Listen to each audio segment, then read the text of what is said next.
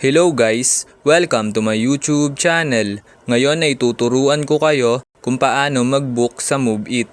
Una, pumunta lang tayo ng ating Move It application. Ayan, then kapag nandito na tayo sa ating Move It, so sisiguraduhin lang natin na naka-turn on ng ating location. Ayan, kung makikita nyo naman naka-turn on ng aking location.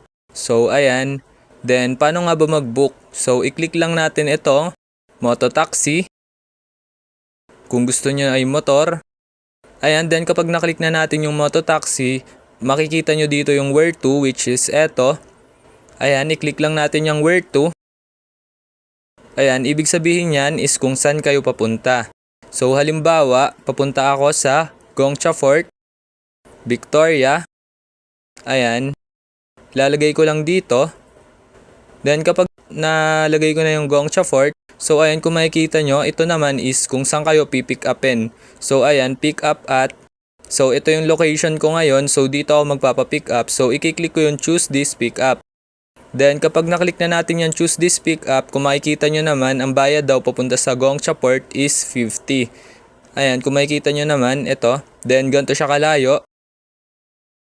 Then i-click lang natin yung book kapag okay na.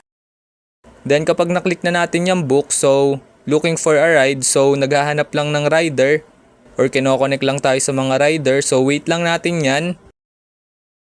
Ayan, then dito naman makikita nyo dito yung cancel booking. Kung ayaw nyo nang mag-book, pwede nyo pa i-cancel. So ayan, kung makikita nyo naman may